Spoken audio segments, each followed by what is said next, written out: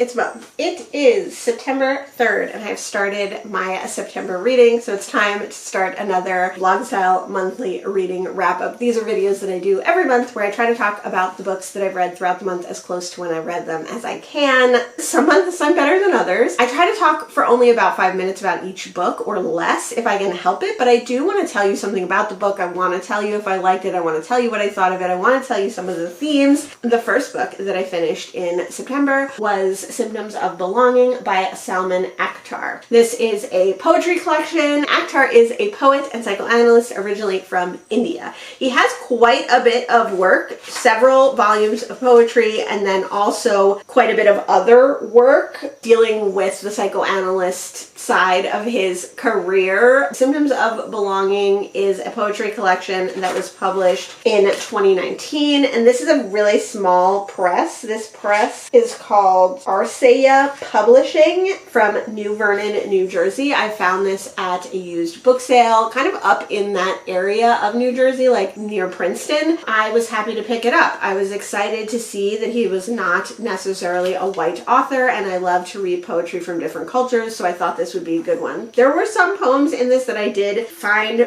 really interesting and really visceral, specifically one, Beyond Lankan, which is like a longer prose poem about a man who's proud of his circumcision, but it's interesting that this man equates that to both love and hate of different cultures, and how that particular thing that was enacted upon him as a child he sees as like his own and his own culture, but then he sees it in other cultures as well that he may or may not agree with. So I thought that was like a really interesting poem. Some of the other poems, like not so much. I actually think I liked those longer prose poems a little bit more, and those are the ones that stuck with me. But overall, I did enjoy this collection, and I will definitely be putting it with my other poetry books and revisiting it at some point. The next book that I finished in September was Offshore by Penelope Fitzgerald. This is the second Penelope Fitzgerald that I've read, and this revolves around people who are all living on boats in a port in England. I think they're mostly river boats, and we do follow one mother and her two daughters mostly throughout this book, and we see her as kind of a link to all the other people living on these boats. But it is also about this port and this area and this dock and how their lives are intertwined and how they're connected, and how living on the outskirts, living a different lifestyle kind of brings them together, and why they're there and what they're doing and how they're surviving. And I thought it was really interesting. I really enjoyed it. The other Penelope Fitzgerald that I read was The Bookshop, and I like that one too. That one was more depressing than this one, but this one was not depressing. There were some quite depressing aspects of this. I find Fitzgerald's writing to be very captivating, very cinematic, even though she's not overly descriptive of things. You hear her prose like you would watch a film, if that makes any sense at all.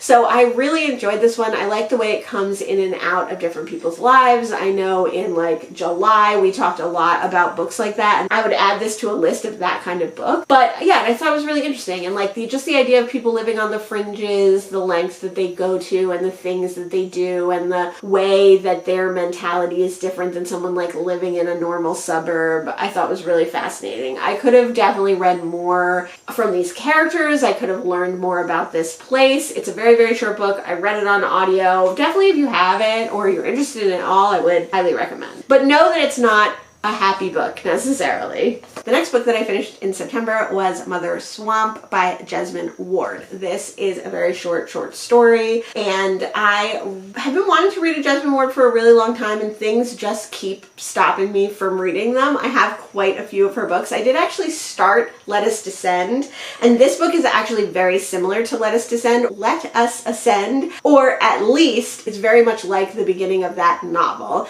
because we are talking about formerly enslaved people who go off and live in the woods. And in this story, we're talking about a small community of women who have a first mother, and the first mother was an enslaved woman who either was freed or escaped her enslavement and then lived in the swamps. So the swamp is also a mother to these women, and we see how this community of people started, this society of people started with the first mother and the swamp mother, and then how it goes on. That sounds like it's going to be speculative. It's not speculative in that it's not like spooky or eerie or have ghosts or anything like that. It is a speculation on the true story of enslaved people who actually did go off and live in little groups and little societies out in the woods and swamps and different terrain, pretty much everywhere, but certainly everywhere on like the East Coast. So I thought this one was really interesting. It's very, very short, about 40 minutes long on audio. Overall, I really enjoyed it. And this is the first official story that I've read from her, and definitely want to read more. I also have Men We Reap, which is her nonfiction. I also have Salvage the Bones, which is about Hurricane Katrina. So there's a lot of books that I would like to get to. Her books are just very heavy. This short story was heavy as well, but I think it was so short that it was more an overview. So even though there were heavy moments, you couldn't get into really horrible things happening. Although there is death, there is hardship, but overall I really enjoyed it, and I would definitely recommend. So those are the first 3 books that I read in September, and when I read some more, I'll let you know. It is September 7th. The next book that I finished is Blackmail by Doris Miles Disney. This is a cozy mystery written in 1958, and I guess Doris Miles Disney was a fairly prolific American modern classic cozy mystery writer. Cozy mystery, you know, in the vein of Agatha Christie. I consider Agatha Christie cozy mysteries. Like, I consider those queens of crime, Mary Robert Reinhardt, I consider them cozy mystery. Not the least because all of those mystery writers have a lot of humor in their books. Like, every single one of those mystery writers, Dorothy L. Sayers and Ngaio Marsh, they all have a lot of comedy and a lot of humor in their books.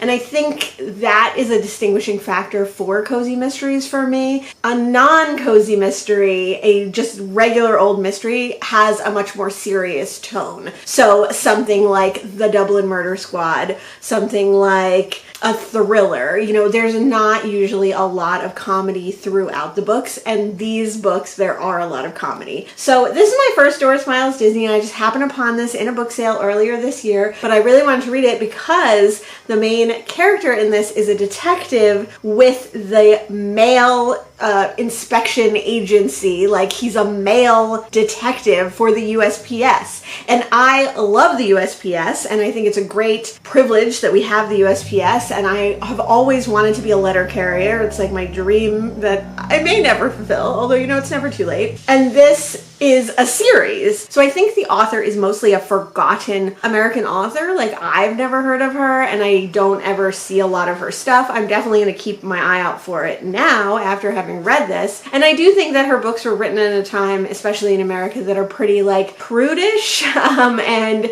pretty judgmental. So maybe that's a reason that she didn't have kind of a longer lasting impression on people. I really love this one. It is about poison pen letters being sent to employees at a bank. And so one of the young employees who is kind of rising through the ranks surprisingly fast for her age is the main target of these letters, and other people are getting letters about her, and then other people start getting letters. So we bring in Inspector Madden. Between him and a manager of the local post office and this young girl, they're able to piece together this mystery of who would want to send these poison pen letters. And there's definitely a lot in these letters about this young woman being like a slut, and slut shaming and sex shaming and insinuating a lot of things. So it is a prudish book in a lot of ways. There's a whole passage which I thought was hilarious about like why you should eat meat and why you shouldn't be a vegetarian, and vegetarians can't be trusted,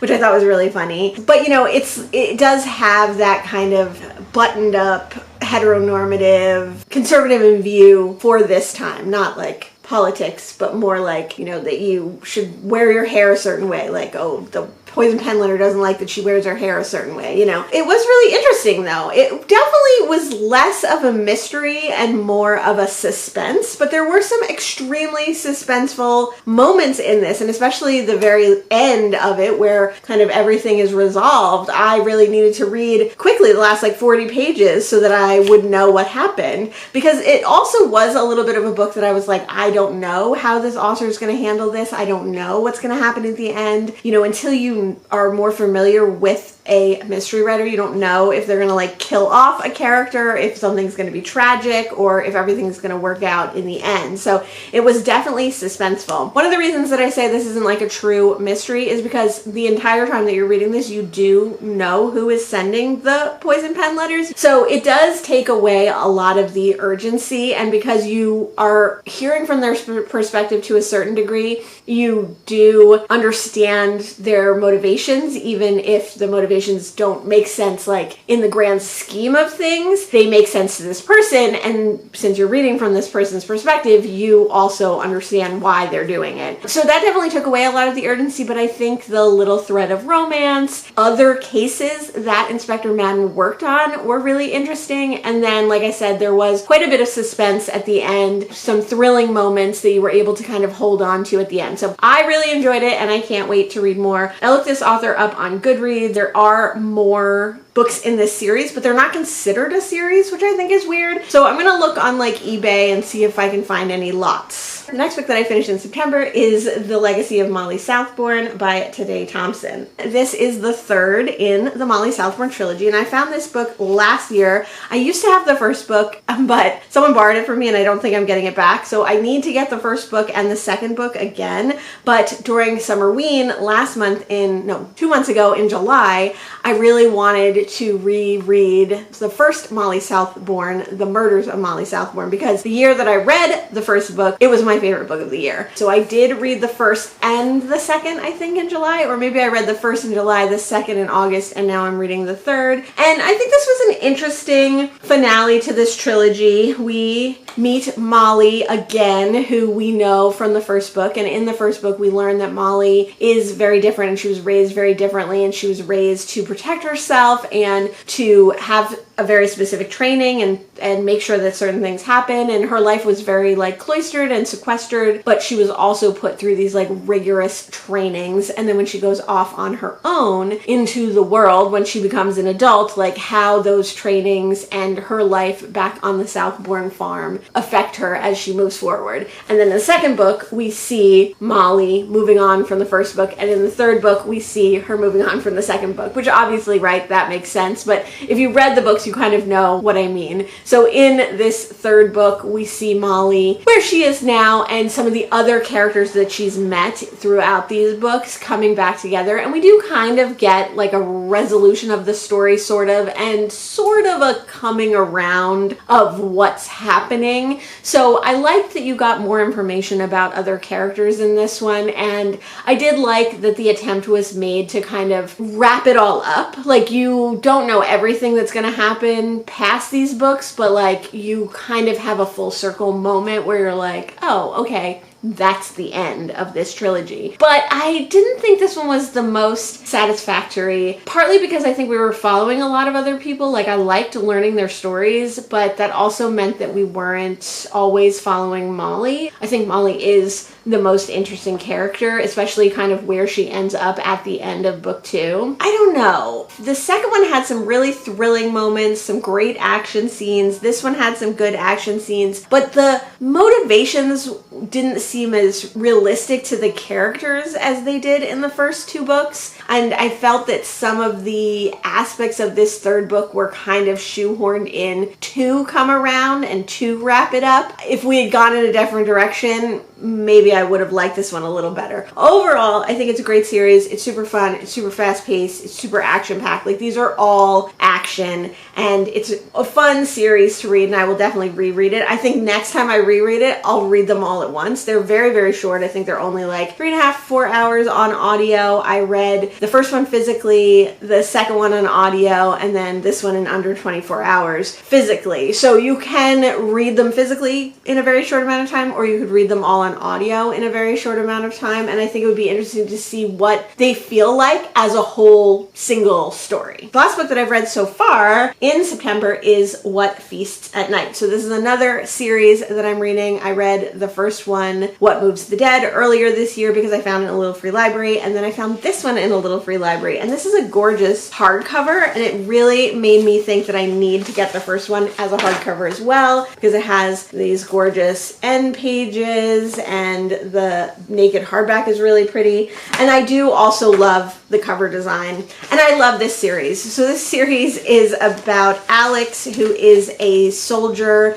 who has stopped being a soldier, but they can't seem to get out of the soldiering business and the heroic business. The first book, What Moves the Dead, is a retelling of the short story, The Fall of the House of Usher. So if you have read that book, you kind of know the basic plot, but Alex and their manservant and their horse Hob go to a friend's castle to check in on them because they're a brother and sister, and Alex is concerned for both of them because the sister's been writing Alex kind of weird letters and they haven't heard from the brother. So Alex goes there and sees that their suspicions were right and there's something wrong with the Usher siblings. Alex is kind of thrust into this investigation, and we learn more about Alex's servant Angus and their relationship during the war, their relationship prior to the war, and we also meet another character who happens to be a mycologist. This is Potter, who's studying mushrooms on the Usher land. That one was really good, and there's definitely some gross moments, there's definitely some body horror, there's definitely some thrilling moments,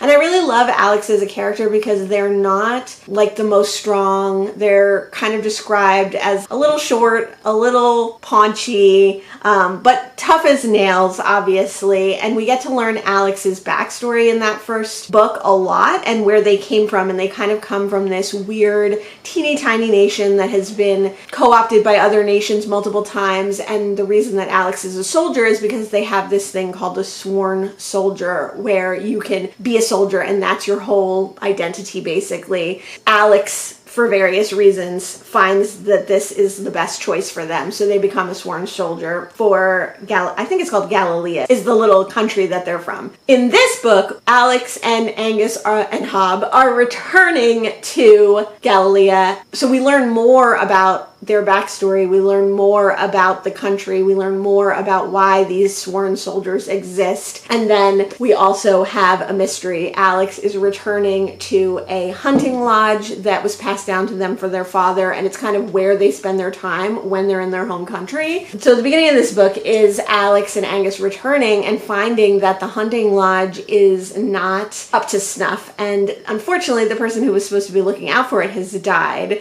So that leads us to meet new characters, to find out things about the town, to find out why no one wants to work in the hunting lodge, and the story goes from there. So I don't think this one was based on any story. I mean, maybe it was, but it didn't say so in the acknowledgement, and I haven't heard that. So I like that from that retelling of The Fall of the House of Usher, this has spun off into its own series and its own story and its own mythology, and I think that's just so interesting because you could come back and touch on stories. There are myths in this, there are ideas in this that come from folklore and come from traditional stories. So in that respect, it kind of is a retelling, but in that like one for one, like the previous book was, it's not like that. But I love that this series is now open to both things. So you could have all fairy tale retellings, you could have all short story retellings, you could have a mix of the two, you could have completely original stories. It just depends on where T. Kingfisher wants to go. And I love that it's kind of a mix of horror, fantasy, and fairy tale. So yeah, I really love the series. I really like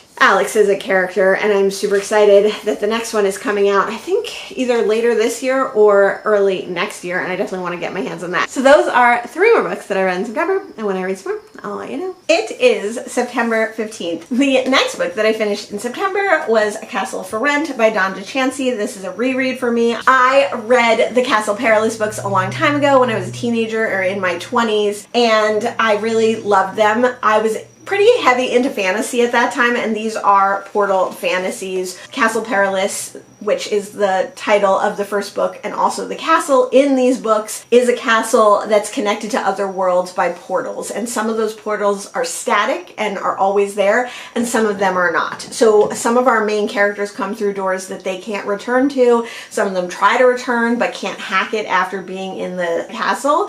Castle Perilous does have a way of making you want to stay there. Sometimes you're trapped there, but sometimes you want to stay there. So we re-meet some characters that we met in the first book in Castle for Rent, and new kind of perils are upon Castle Perilous, and we have to solve some mysteries, and we have to protect some people, and relationships are formed and relationships are strengthened, some are broken. So it's big adventure, go go go. There's always something chaotic or something dangerous or something adventurous happening at Castle Perilous. So I really like these books. They were written in the 80s, and I probably read them in the 90s. Yeah, this one's 1989, so I was probably reading them as they were coming out. They're all a little bit coming of age stories. They're all a little bit about finding yourself and being true to yourself and finding your strengths. And then they're also all a little bit about like good versus evil, of course, like many fantasies, but tolerance to the idea that all these different people and different species and different life forms are ending up at Castle Perilous, and they all have something to offer in some way. Even though upon first meeting, upon first looks, you might be scared of someone, maybe they turn out to be great. Or someone who seems to be harmless, maybe they turn out to be not so harmless. So I think they're interesting, and I also think they're quite neutral for books at this time. There's definitely some pop culture references or political references that they make.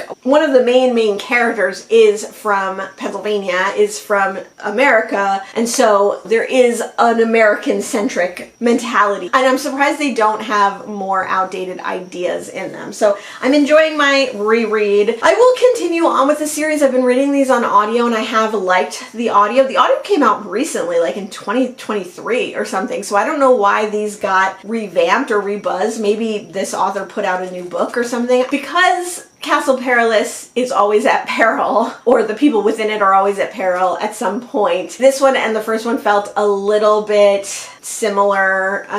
We are learning more about the characters. We are finding out more about their lives, and we're finding more out about the castle, who is probably one of the most interesting characters in this book. I don't know. I wonder if they're all going to be too much the same, too much of a muchness, and I'm going to lose interest in them. But for now, I'm really enjoying them, and I definitely will continue. But probably not right away. The next book that I finished in September is Double Blind by Edward St. Alban. I had really wanted to read this one. I picked this one up at like a library sale or a little free library, mostly because of the cover. I think the cover is really, really beautiful. I love the colors. I love the illustration. And this book follows three close friends and their circle through a year of extraordinary transformation. It really follows two close friends and a man who becomes involved with one of those friends, and how their relationship grows over time and what they're doing in their lives and how those lives intersect with the lives of other people. So there's kind of three main characters, two main characters, and then we see a whole host of other people as well coming in and out. So we have Olivia and Lucy, and Olivia and Lucy haven't seen each other for a while, so we're learning about their lives as they're catching up, and then we find out something about one of them that is very unexpected. We find it out at the same time that they find it out, and it kind of changes the course of what they're all going to be doing at this time. But mostly it's just a quiet slice of life type book about these people, and like I said, the people who come and go like through their lives. I read this one on audio, and it was narrated by Benedict Cumberbatch, which I really enjoyed. I thought it was really good. It reminded me a little of like Howard's End, or even Brideshead Revisited, in that you are meeting these people at a time in their life and then kind of seeing backwards to like maybe their younger selves or what happened to them to make them who they are today. And although those books are more centered around a house, specifically in the title, and this one is not, this kind of has a similar feel where this group of people comes together and goes apart, and how the different relationships go and form and extend and distend, and what happens to these people. So it's interesting. And then there's like kind of an added layer of like confluence of events in this one as well. So it was interesting, but it was quiet, but it was captivating, and I would definitely read more from this author. I think they have a book coming out later this year or maybe early next year. Honestly, it's not overly memorable to me, except that I enjoyed it. The next book that I finished in September was The Vampire by John Polidori. This is one of the earliest examples of a vampire novel, and it is Vamptember, put on by the Bookubus, I believe, is the host of that readathon. So I wanted to make sure that I got at least one vampire book in, and I have been wanting to read The Vampire for a long time because, like I said, this is a seminal vampire work. It was written 100 years before Carmilla and 200 years before Dracula, but it was written the year after Frankenstein, and I think that that is telling, because I do see a lot of Frankenstein in this vampire rendition. This is very, very short. Some editions are only like 35 pages. I read this one on audio and it was about an hour. It was a little flowery and it was a little confusing to read on audio because it's similar to Carmilla and Dracula. It does hop around from people to people. Like the very beginning is like, oh, someone sent me this manuscript, and then you read the manuscript. Dracula is an epistolary novel, so it's similar to that in that you are removed from the story to a certain extent because you are reading it secondhand. You're never in it firsthand. You're reading letters that other people have written. And I feel like in The Vampire that made it a little clunky because I've read so much vampire lore and because I know so much about vampire and read so many vampire books, it doesn't feel original, but it's pretty original. It's one of the earliest works, and it's about a young man who takes up with this guy who's traveling around, and he's like, yeah, I'll travel around with you, great. And weird stuff starts happening, and women start being drained of their blood. Our young main character's sister is like, that guy's not a good guy, you should not travel with that guy. And their caretakers, because their parents are deceased, are also like, we don't want you hanging out with that guy. And our main character is like, nah, it's probably fine. But then these weird things start happening and he decides he's going to break away from this person. He ends up getting away from him for a short amount of time and then being drawn back into the orbit of this potential bad person who we know is probably worse than they even think. I don't know if I enjoyed it, but I am glad that I read it. I enjoyed it. It was just so short and quick and, like I said, kind of forgettable because it has so much that you already know about vampires. It didn't feel new, but it was new.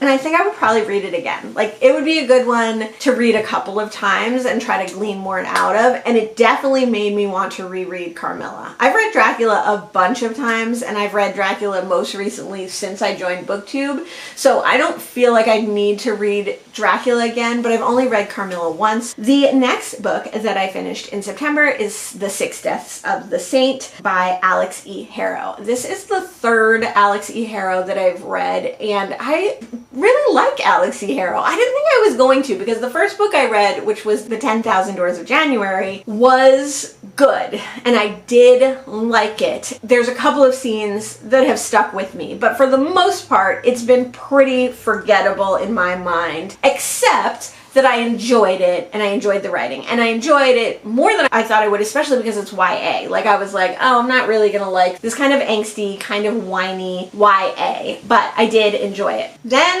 last month I read The Knight and the Butcher Bird, which is their most recent short story, and I really liked that one. Like, I thought it was really interesting, and I liked some of the surprising elements, and I thought it was really, really good. And everyone raves about The Sixth Death of the Saint. so I was excited to read that one, but I've been putting it off kind of because everybody likes it so much, but it was really, really good. I think that Alex E. Harrow definitely excels at short stories because I think she's able to really imbue character traits and make you feel strongly for characters in a very short amount of time. I find all of her books to be emotional. I've cried at every single one of the books that I've read so far. There's something special about the way she makes you feel about those characters. I don't know. She does short stories really well. I want to read more of her longer work because her longer work has much more mixed reaction. Like some people love Starling House, some people hated Starling House. So I'm anxious to read that when I eventually do find it. So The Sixth Death of the Saint is told in second person, which also I love. It starts out by saying like,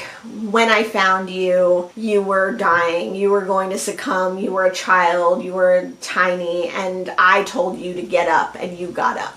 And basically, through this person telling you about your life, you realize that our main character, you, who this person, the saint, is talking to, was a nobody, was a commoner, was a peasant, and then became a great warrior for the prince and eventually the king.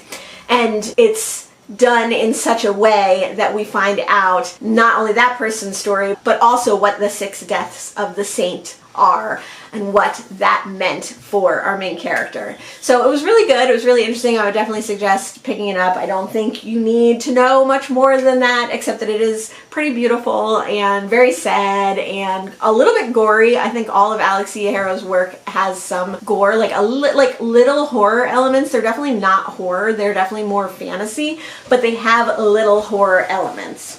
Go check it out for sure. Oh, the Once and Future Witches is what Alex E. Harrow is really, really known for. That series, I don't really have that much interest in, but maybe one day, we'll see. Next, I picked up the 3rd book in the Mrs. Polifax series by Dorothy Gilman. This is The Elusive Mrs. Polifax. Mrs. Polifax is a septuagenarian, maybe. She's an older lady. Her kids are gone. Her husband has passed away. She goes to see her doctor. She's depressed in the 1st book. And the doctor's like, you have time. Like, do something that you've always wanted to do. He's thinking, oh, she's going to learn how to watercolor. You know, she's going to volunteer at the children's hospital. But she decides that what she's always really wanted to do was become a spy. So she marches into the CIA and she gets herself a courier job. As this series goes on, we see Mrs. Polifax taking on this role and her unique knack for spy work and for courier work and how she really becomes kind of invaluable to her CIA contact. Despite loving her, despite not wanting her to get into harm's way, she is often the best woman for the job, so he does use her to go out on missions. And in this, the 3rd in the series, she's definitely feeling more confident. She's definitely fitting into her spy job a little bit more. She's taking karate lessons in her spare time, and she ends up going to Bulgaria to pass on some passports to a small rebel group in Bulgaria. So while she's there, she meets some people who are from America, a group of young kids who are traveling. They're like kind of hippies. They're kind of doing their backpacking across Europe, and they're doing it definitely in a nonchalant and probably not the safest way. And when something bad befalls one of this group, a young man who she had a good conversation with and she kind of took to, she decides that she's going to take on also helping him out of this situation as well. So it's about her mission that was given to her by her CIA contact, Mr. Carstairs, but also about her own mission that she goes on. All these books kind of have that premise where she realizes that whatever mission she's on is bigger than she's been led to believe, and probably bigger than the CIA has been led to believe, or there's more to it, or she meets someone who she knows needs help and she uses her position to help them. But she's just a great, straightforward person. She is street smart, she's streetwise, she's kind, and she like leads with empathy, and that's really what makes her like a great spy and a great mystery solver. So this is fast becoming my favorite series. I've actually read 4 of these because the first book I read was way later in the series, and now I'm going back and reading them through in order. And one of the things that I love about Miss Halifax is that she is from New Jersey, so there's a lot of Jersey references in here as well. And I believe that Dorothy Gilman is a New Jersey native writer. So I will definitely be reading more of these, but if you like Richard Osman, the Thursday Murder Club or We Solve Murders, highly, highly recommend this. This is another one that like is amazing that it's so relevant and not overly dated. Definitely it's dated in that like they don't use cell phones and, you know, they're still doing things technologically that are dated, but emotionally and mentally and mindset wise, these are not dated at all. And it's kind of shocking how progressive these are. This particular book was written in 1971. Yeah, it's just, they're just so good. They're so fun. They're action packed. They're basically like all action. Mrs. Halifax is a great character. She meets other great characters. Mr. Carstairs is fun. You're learning more about all these people as the books go on. And like I said, if you like any of those, the Marlowe mysteries, any of them with like an older protagonist, it's like, I highly recommend this. And I think it's funny how like in this book where we meet young people who are supposedly trying to get away from an older mindset. They're trying to be their own people. They're trying to continue like the hippie mentality, and they're getting flack from their older parents and from their authority figures. Mrs. Halifax is like not one of those, and that's a big theme of this, is that she's really like, you'll do what you'll do and you'll figure it out,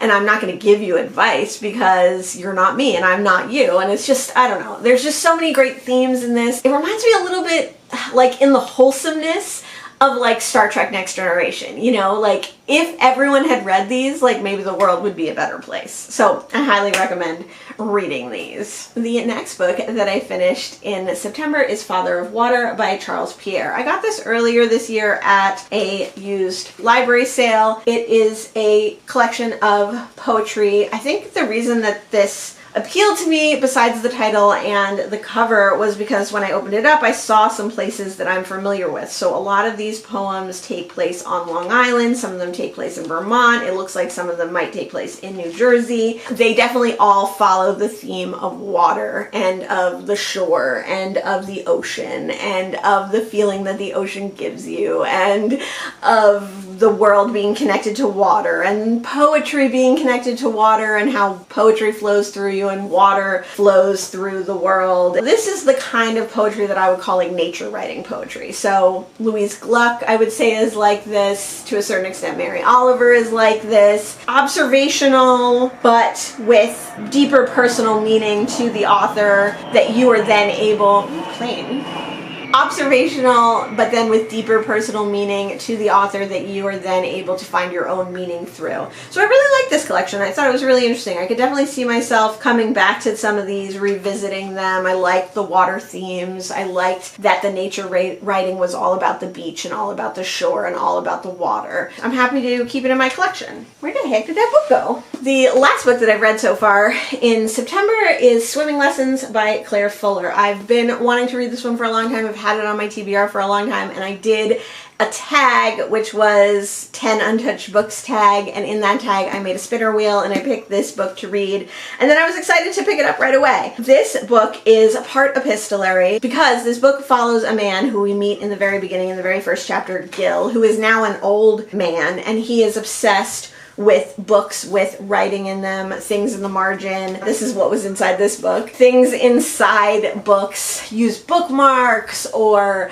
scraps of paper or notes, and throughout the book we realize that one of the reasons that he is obsessed with this, maybe, or one of the reasons that his wife uses this device, is that his wife has left him letters in books. So his wife is now gone, and through the letters that she's left in the books we see about their life lives, how they came to meet, how they came to have their 2 children, and that's like kind of the past timeline in the letters that she's writing to him and stuffing in various books. And then in the present timeline, we're seeing Gil where he is now and his daughters and what their lives have turned out to be like and what their relationship is and what the ramifications of the earlier timeline is upon their lives now. So I really like this one. I don't love books that go one chapter. So it did have that as a detriment because every other chapter is a letter, and I think I would have liked it better if we got several chapters and then a letter, maybe 2 letters together and then several chapters.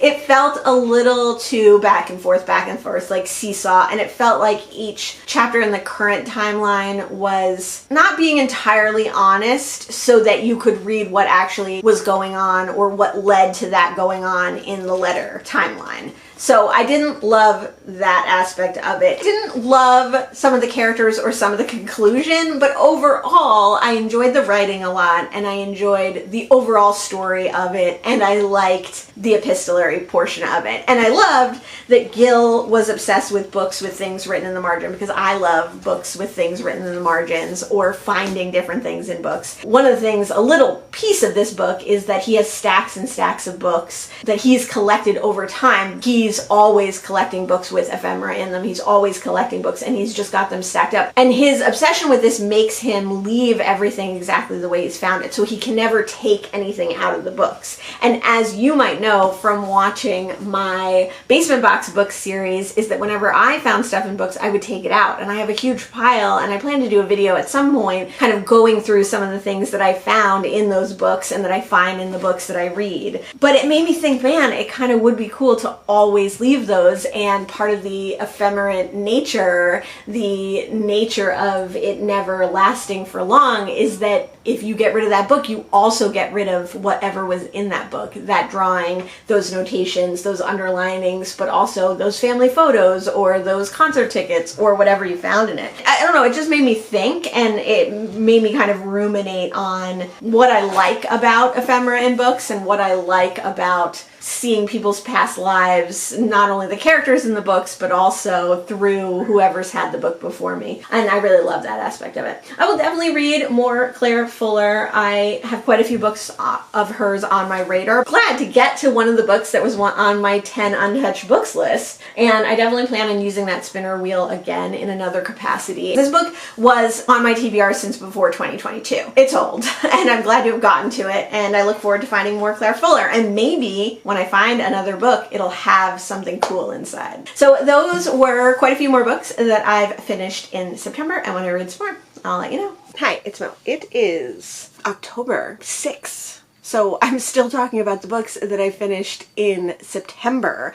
I finished 11 more books. My camera is about to die, so I'm only going to get a few of these books in right now. The next book that I finished in September is The Library at Hellebore by Cassandra Caw. I picked this one up. It is a proof. I got it in a little free library in Ocean Grove, New Jersey, and I've read one other Cassandra Caw, which was The Dead Take the A Train. So that is co-written by Richard Kadrey, and I was interested to see if I could tell, reading a purely Cassandra Caw book, how much of that book was her and how much was her co-author. And this was definitely very similar in tone and cadence to The Dead Take the A Train, so I think a lot of that was her, which makes me excited because I really like that book. The Library at Hellebore is about a young woman who is at a school for magic, and it's basically that magic has always been in the world, but people didn't really know about it. But when magic kind of gets regulated, people are made to go to these schools. So they're basically like kidnapped and forced to go to these schools and stay at these schools, and there's several of them, and this one, I believe, is at Hellebore. Our main character is like not happy to be there because she was kidnapped and forced to go to the school, but she has to get through the school. And I think the whole byline of this book is that like the school will kill you. You know, it's one of those places. Oh, this school will eat you alive, it says. Being kidnapped, you're fighting with other students, people are dying, dying, the staff is trying to kill you, everything's out to get you, and we find out like why this is throughout the book. But I have to say this book was like largely forgettable. I don't know if it was because it was too close to The Dead Take the A Train. I don't know if I just didn't connect with the characters or the school. I kind of thought this was like a paler version of Catherine House. I love Catherine House, so this one just didn't really do it for me. I thought it was fun, fine, high adventure. I would say upper YA to like new adults. These characters are not very old. They're also not very young. There's a lot of adult themes in this. There's lots of gore, there's lots of killing, there's lots of death, there's lots of sex. So like it is an adult book, but because these characters are a little bit younger, they do read a little bit young, and the book reads a little bit young. Out of the two that I've read, like longer magical, mystical, cosmic horror books that I've read of Cassandra Khaw, I definitely preferred The Dead Take the A Train, and so I would definitely recommend The Dead Take the A Train over this one. But it's queer, and I do like Cassandra Khaw's writing, and I did think this was just fine. I'm just already don't really remember that much about it, and I don't think I will remember that much about it going forward. The next book that I finished in September was The Uncommon Reader by Alan Bennett. This is a very short novella about the Queen of England discovering that in Buckingham Palace, on the grounds of the palace, there is a book truck, a roving library. She discovers this because like her dogs run away from her and she has to chase them down or whatever. And in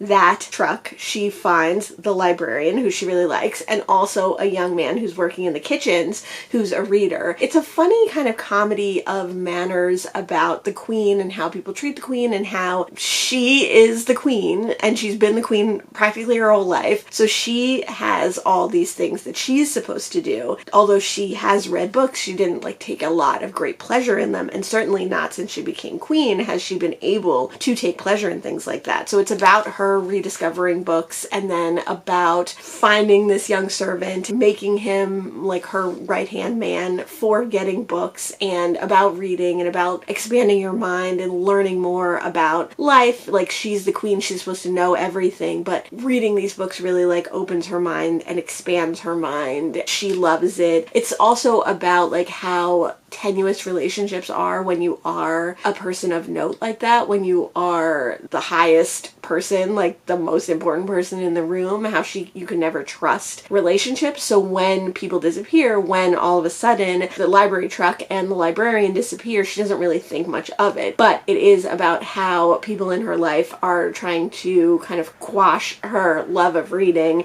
because it's like taking over her life. So it's very cute, it's very funny. It's a little queer because a lot of the books that she reads are queer, so it's kind of a nice message, again, that you can learn so much through reading and that you can learn about different lives and different people. My camera died. I don't remember exactly what I was saying about The Uncommon Reader. I did enjoy this book, but I do think at a certain point it got a little repetitive, it got a little heavy-handed. It's weird because it was kind of repetitive in its message of reading is good for you and reading expands your mind, and then it kind of veered off more into the Queen's life and more about her person than about that message. So like, I don't know, it had flaws. It was interesting. It's very short. You might as well read it. The next book that I finished in September is Mrs. Dalloway by Virginia Woolf. I've never read any Virginia Woolf, and I've had this copy for a little while, but I've been meaning to read this book longer than that because it is a stream of consciousness novel and it is queer coded. People talk about it a lot in reference to like brilliant writing,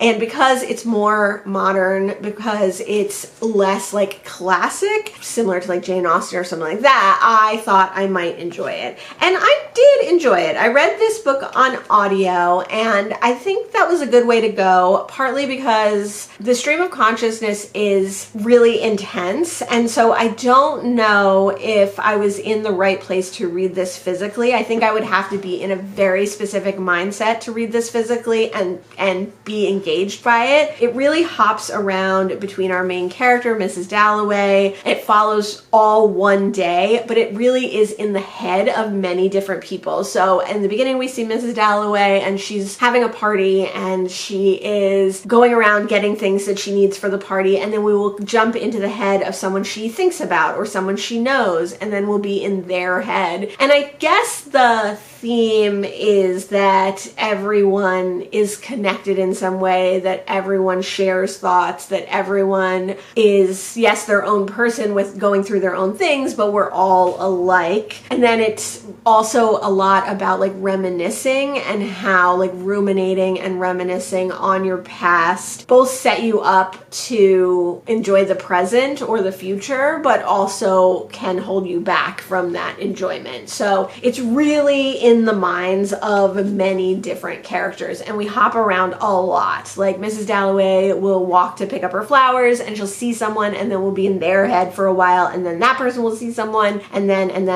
I guess actually what the ultimate connection between all these people is, and what the ultimate takeaway that I got was personal connection, person to person, how we are all connected, how we are all the same, how we were all different, but how everyone is striving for connection with other people. We have characters like Mrs. Dalloway, who's looking forward to her party, who's reminiscing and ruminating on her relationships, who is super excited and surprised to see a friend who she may or may not have had a love affair with back in the day, and thinking about the connections that she has. And then we see like a young wife whose husband is much, much older than her and shell-shocked from the war, and how he's looking for connection, how even though he has suicidal thoughts and suicidal tendencies, he sees the connection with his wife as being important about the wife, and how she is missing human connection because her husband is mostly like unreachable, and so on and so forth. There's tons and tons of different people involved in this book. So I don't know if I got as much out of it as I could have, and I think this is a book that you probably need to reread a couple of times. I think it would be interesting to go back and listen to this read by a different author and at a different time, and maybe when I'm doing different things, so that I get different glimpses of what the point of this book is. But I could also definitely see why people don't like this book, and why it just feels like gobbledygook, and why it's impossible to read. It has a lot more like dialogue in it. It has a lot more like broken up nature of the text than I would have thought. It's not just, I mean, there are some big passages of just text, but it is engaging for a stream of consciousness novel, and there is a lot of conversation, and there is a lot of action in this book. It does flow backwards and forward throughout time, and it does have a lot to do with people's remembrances and ruminations. So I can see why people don't like this. I enjoyed it. I don't know if I fully got it. I would like to read it again. This would be one that I could see rereading in a couple of years and getting something different from. The next book that I finished in September is a collection of poetry called The Night We Stood Up for Our Rights by Morty Sklar. This is a collection of kind of personal poetry, mostly based around addiction and PTSD, and how the author worked through a lot of that. It has a lot to do with his childhood growing up in New York, in Queens, in Brooklyn. It has a lot to do with his time as a veteran of the Korean War. So we do jump around kind of from his childhood in the 30s, 40s, and 50s, young adulthood, and then we kind of skip over the war for the most part, but we do deal with the repercussions that he has from the war. And then it also is traveling, and how he leaves New York later in life and goes to Iowa City, other places in the US, and kind of the differences between New York and his childhood and other places in the US and his young adulthood or his adulthood. So I thought this one was really interesting. I liked it. I love things set in New York, as you know. I love poems that, or any books really, that make me remember or think of fondly a place or a time in my life, and I can make that connection to the poetry in that way. Maybe that's one of the reasons that I don't love Mary Oliver, because her stuff is so universal, which I could see how that's a great start for poetry, but it's almost too nebulous to really latch onto. Not all of her work, obviously, but some of her work. Whereas this is much more like rooted, even though I don't share most of the experiences. I'm certainly not a veteran, have never been addicted to drugs. I was able to find connection with this work, and I did enjoy it. So this one seems to be like kind of an underrated one. I would like to read more Morty Sklar and see more of the work that he's done. I don't know how much more he actually has, but I thought this was interesting. If you're interested in themes like the ones that I mentioned and you happen upon a copy, I would check it out. The next book that I finished in September is Japan in the Passing Lane, an insider's account of life in a Japanese auto factory. This was written by Satoshi Kamata. It was edited and translated by Tetsuro Akimoto, and it has an introduction by Ronald Dorr. Now, I did not read the introduction by Ronald Dorr. This is a book in the kind of height of auto manufacturing in Japan when Toyota was absolutely king of automobiles, and they were doing far more business, far more manufacturing, far more everything than any other auto company. It starts on Tuesday, September 12th, 1972, and it is a epistolary nonfiction of Kamata's time working in this factory. So Kamata has a family and he has a job, but he comes from a region where many people seek out seasonal work. So the majority in his prefecture of work comes from farms and comes from seasonal family-run businesses, and then in the off-season they need to go and work somewhere else. So a lot of them end up at the Toyota factory, and it's kind of about how the seasonal workers are treated and what the benefits are as opposed to like what the detriments are. Obviously, factory work is crushing and extremely hard and extremely dangerous, and because Toyota is at the height of its expansion at this time,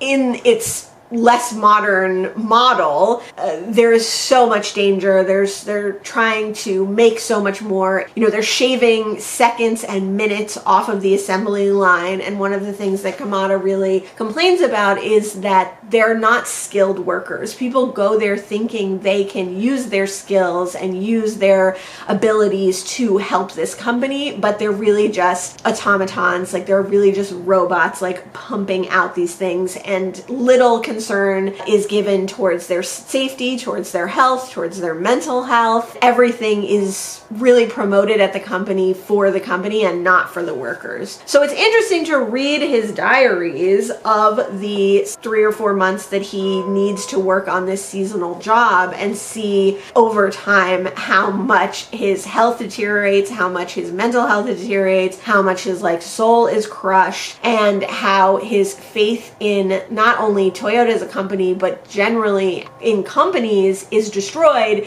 because even with unions, even with representatives, no one is helping these workers.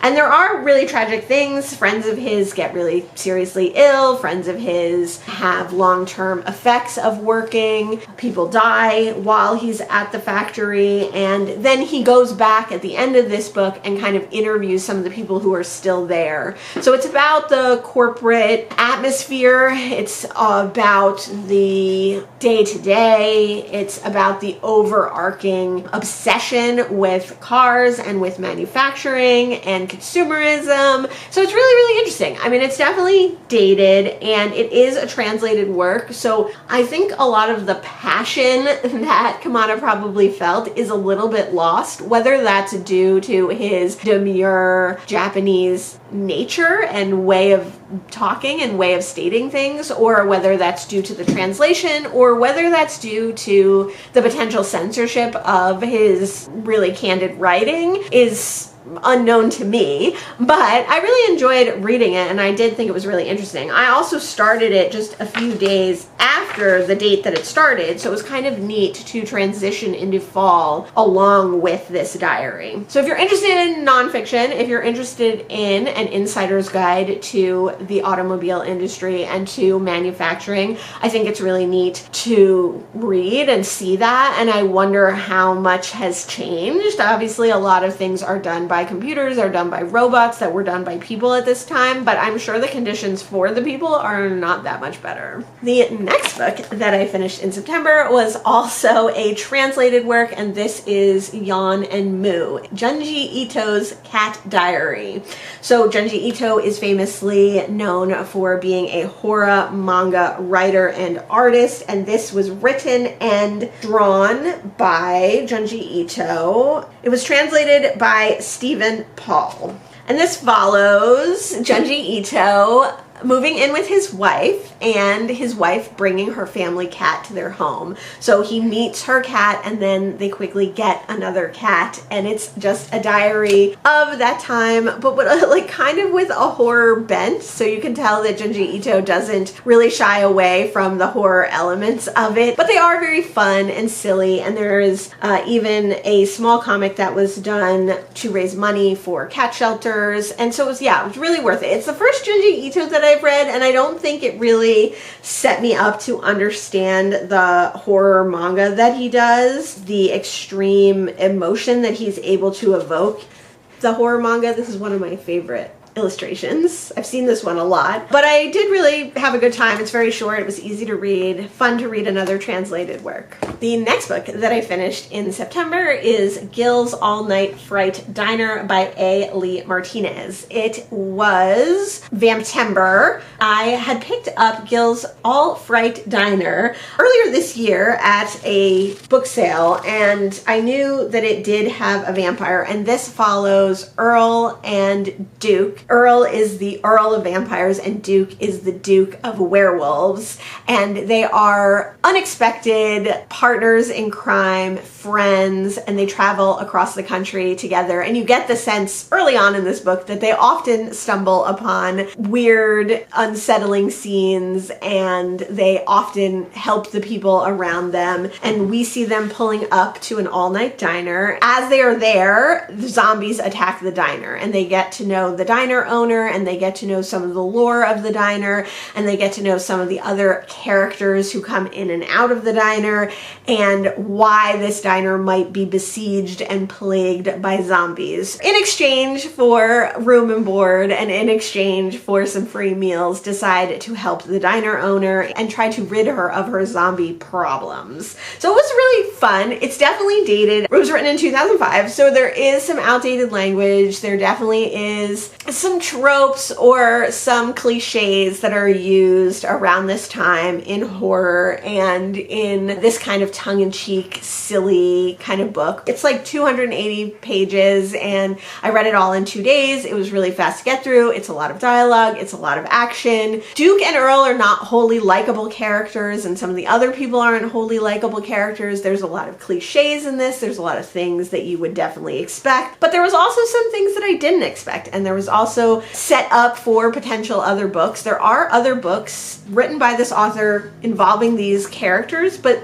it's not called a series on Goodreads or on Storygraph, which seems weird because it seems like it's companion novels and it seems like it is a series. In the back, there is a couple of pages of In the Company of Ogres, which is, I think, following the same people, or at least maybe Duke and Earl come in and out of the books. Like, I'm not entirely sure, but I did think this was interesting, and I was glad to have read it, and it did satisfy another vampire book. The next book that I finished in September is Rocket Fantastic by Gabrielle Calvo Caresi. I read another one of her collections of poetry last month, and I really, really loved it. That collection was called The Last Time I Saw Amelia Earhart, and I loved that collection. I thought it was amazing. It's one of my favorite collections of poetry that I've read this year, and I will definitely reread that one, but I wanted to read other books of hers as well, and I wanted to own that one, so I got this one and that one used online. So So Rocket Fantastic has a lot of the same themes in kind of queerness and gender identity. It has a lot of themes of relationships and sex and sexual identity, I guess you could say, like how we identify with other people through sex. And similar to the other collection, it has poems that go throughout this story. So one specifically looks like this, and there's multiple different entries into this kind of non-linear poems, and they are dispersed throughout this collection. And they kind of loosely follow a genderless band leader and the woman who goes along with this person. They're not, like I said, linear. They're not fully like understandable, but it does have a lot to do with relationships, with sex, with gender. And then there's also, similarly to the other collection, some poems that have to do with kind of small town, getting out of that small town, staying in that small town. Reoccurring poems that are more like prose poems like this show up, and they are kind of all about like familial relationships. I didn't think this one was as strong, and I didn't think this one was as captivating. I only tabbed a few at the bottom. And maybe it was because I read that one first. Maybe it was because that was my first time reading her work. Maybe I was so captivated with Amelia Earhart, this felt a little like redundant, or it felt a little less fresh or new. But I also just didn't think it was as tight. I don't think it was cohesive. I think the device of those reoccurring poems wasn't as genuine as in the first collection, but I did still enjoy it, and I would definitely reread this because I think reading them so close together, I maybe needed to give this one a little bit more room. I forgot 2 books, so I'm just gonna put them in here. One of them is Scorpions by Rachel Housel Hall. Yes, I still have that subscription. To be totally transparent here, it's November now, and I'm just filling this in here, so I don't fully 100% remember Scorpions. This is the first time that I've read from this author, and this story was about Frankie, who is a caregiver facing a meager and thankless future when her elderly charge dies. Yes, yes, yes. He tells her about something hidden in the desert, and she goes to find it, and this story opens with her in the desert having hallucinations. Obviously, she is dehydrated. She is not doing well in the desert. And I thought this one was interesting. I didn't think it was particularly like amazing. This is the same collection that I read Jackrabbit from, which I enjoyed, and a couple of others that I enjoyed but didn't think were like meaty enough, maybe because they were so short. So I would definitely try this author again, probably reading something a little bit longer or more in depth. The next book that I finished was also a short story, My Boyfriends Are All Monsters by Kimberly Lemming. This is the first Kimberly Lemming that I've read. I am interested in some of her monster romances, and I think she primarily does monster romances. This one was a little misleading in the title, which I thought was odd. This one is about a young woman who is like longing for love, and she goes to this small town and she discovers more than meets the eye in this small town, and more than meets the eye about the handsome residents of this small town. So again,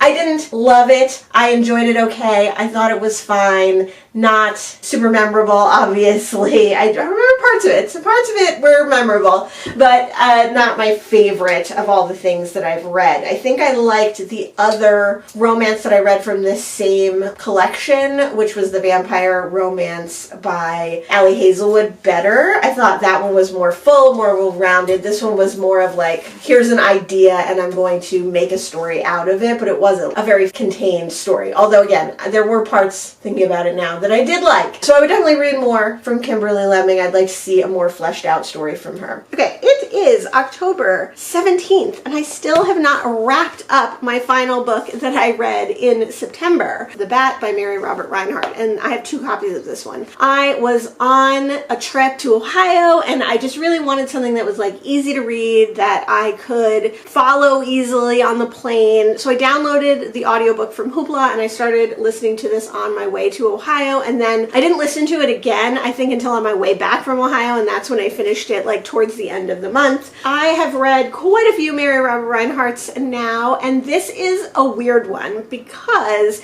it is like loosely based on her first novel, The Circular Staircase. It was also made into a play, so it's sometimes credited with another author as the playwright, and it is a little bit more of one of her like suspense novels than like her true mystery novels. So The Bat follows a group of people, an older American woman, as her books usually do, who is staying at a summer house. Her books often follow people who are outside of their comfort zone because they're staying in a different house than they're used to. At the same time as this older woman is going there, the bat is around and causing havoc. So the bat is this criminal with all these horrible things associated with their name. Not only do they steal things, not only do they wreak havoc, but they murder people and they torture people. So they're a very nefarious creature, a very bad person, and their signature is leaving a bat or bat symbols around. Interesting that this is long before Batman. Obviously the opposite of Batman, not a nice bat symbol, but a bad bat symbol. But similar in that it's like the bat strikes fear into the hearts of the bat's victims. So these were written, and this was written in 1926. I just have 2 copies because I collect vintage copies of Mary Robert Rhinehart's books. This one more prominently features like a detective, also more prominently features side players that are not likable. I feel like a lot of times Mary Robert Rhinehart's main character, who does tend to be an older lady, has characters that come together that you really enjoy. She does have like a lovable sidekick in this who is her like maid and best friend, and then there's also like usually young people involved too. Not all of Mary Robert Rhinehart's protagonists are older, but a lot of them are, so it's fun to see. This one was overall very fun, very interesting. I think it was a little obvious, but Mary Robert Rhinehart kind of was the creator of a lot of the obvious mystery tropes, so you can't fault her for being obvious because she did a lot of things first. Overall, I really enjoyed it, and I would highly recommend all of her books. I don't know if this is the top tier though. Maybe when I read a couple of more, I'll do a tier rank. It was good. I had fun, and it was just what I needed for the end of the month. Those were all the books that I read in September. I ended up reading 24 books, which is quite a lot. I read so many good things. I read a lot of books that have been like on my shelf for a long time. I read a lot of mysteries, many of which are by like favorite authors or in favorite series of mine. Continued / finished / got up to date in some novella series that I absolutely love. I'm back on my poetry nonsense, which I'm so happy about. I read a couple of longer books. A suspense novel by an author I've never read before. More poetry. I read for Thpmpson. I read nonfiction. I read translated works. Super great reading month. And now it's October, and I have to move on to my October reading. So let me know if you've read any of the books that I mentioned here. Let me know what you thought of them. Thanks so much for joining me today, and I'll see you in the next one. Bye!